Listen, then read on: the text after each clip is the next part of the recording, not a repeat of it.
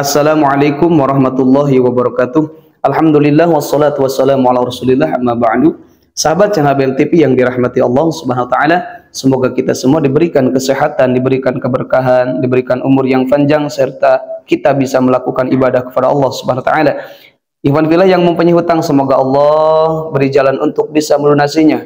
Yang mempunyai hajat, semoga Allah kabulkan hajat-hajatnya. Dengan kudrat Allah, dengan kemurahan Allah, dengan mukjizat Nabi Muhammad SAW, semoga Allah mengabulkannya. Amin ya Allah ya Rabbal Alamin. Ikhwan fillah yang dirahmati Allah Subhanahu wa taala, besok itu adalah hari Kamis tanggal 25 Januari. Nah, dianjurkan bertepatannya tanggal 25 Januari itu bertepatan dengan tanggal 13 bulan Rajab tahun Hijriah, yang mana tanggal 13, 14, 15 dianjurkan untuk berpuasa sehingga dinamakan puasa Ayyamul Bid.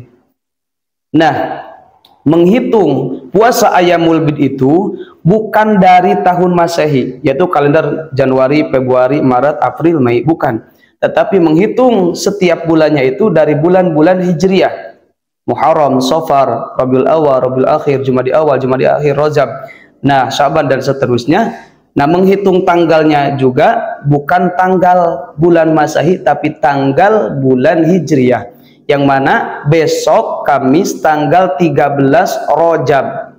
Tanggal 13 Rajab dianjurkan untuk berpuasa Ayyamul Bid, bahkan bertepatan dengan hari Kamis, yang mana hari Kamis itu disunahkan untuk berpuasa karena amal-amalan kita akan dilaporkan pada Allah Subhanahu wa taala dan pintu langit yang 7 akan dibukakan, sehingga ada hadis la turaddu salasun la turaddu, ada 3 doa, salasu da'watin la turaddu, 3 doa yang tidak akan ditolak, di antaranya da'watus shaimi, doanya orang yang berpuasa. Namun ikhwan fillah yang dirahmati Allah Subhanahu wa taala, di samping kita berpuasa besok tanggal 25 Januari atau tanggal 13 Rajab, puasa Ayyamul Bid, yang mana niatnya sudah saya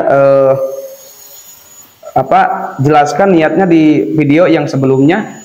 Namun di sini saya akan memberikan dzikir yang mana fadilahnya itu sangatlah agung. Bahkan dzikir ini dzikir yang paling utama, sehingga orang yang mengamalkan dzikir ini dia sudah memegang kunci surga. Ketika mengamalkan, bukan membaca, awas. Ketika orang itu bisa mengamalkan dzikir ini, bukan hanya membaca, ingat, tapi mengamalkan isi dari la ilaha illallah, nah orang itu sudah memegang pintu surga. Sehingga dijelaskan miftahul jannah la ilaha illallah, kuncinya surga itu adalah kalimah la ilaha illallah.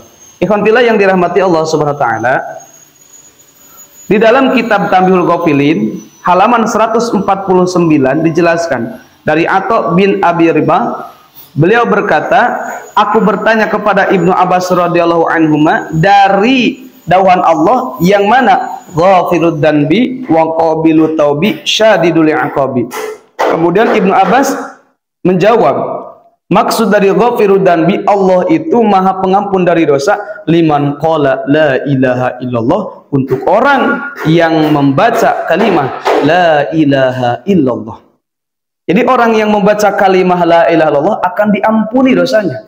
Bahkan dalam kitab Tanqihul Qaul dijelaskan, orang yang membaca kalimah la ilaha illallah, memanjangkan kalimah la ilaha illallah, 4.000 dosa akan diampuni oleh Allah Subhanahu wa taala. Kemudian qabilut taubi, Allah itu maha pengampun, penerima tobat. Liman qala la ilaha illallah, untuk orang yang membaca la ilaha illallah. Jadi orang yang membaca kalimah la ilaha illallah akan diampuni dosanya, akan diterima tobatnya. Kemudian syadidul iqab, ayat Al-Quran syadidul iqab yang artinya itu sangatlah pedih siksa Allah, sangatlah pedih azab Allah Subhanahu wa taala. Liman la yaqulu la ilallah, itu kepedihan adab untuk orang yang tidak membaca la ilaha illallah seumur hidupnya. Bahkan sehingga ada hadis, man qala la ilaha illallah fi akhiri kalamihi dakhalal jannah. Barang siapa yang membaca kalimah la ilaha illallah, mengatakan kalimah la ilaha illallah di akhir kalamnya, dalam artian ketika dia wafat membaca kalimah la ilaha illallah dakhalal jannah, dia akan masuk surga.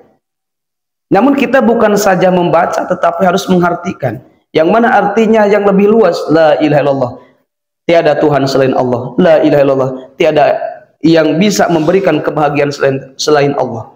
Tidak ada yang bisa memberikan ilmu selain Allah. Tidak ada yang bisa menghilangkan kesusahan kita selain Allah. Itu makna luasnya ikhwan fillah yang dirahmati Allah Subhanahu wa taala.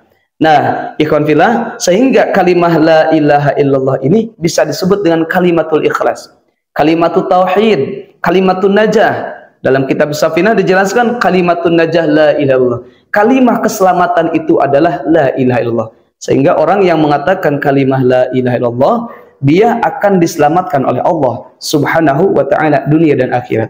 Maka apabila kita berpuasa besok, kita perbanyak la ilaha illallah, tidak ada jumlahannya.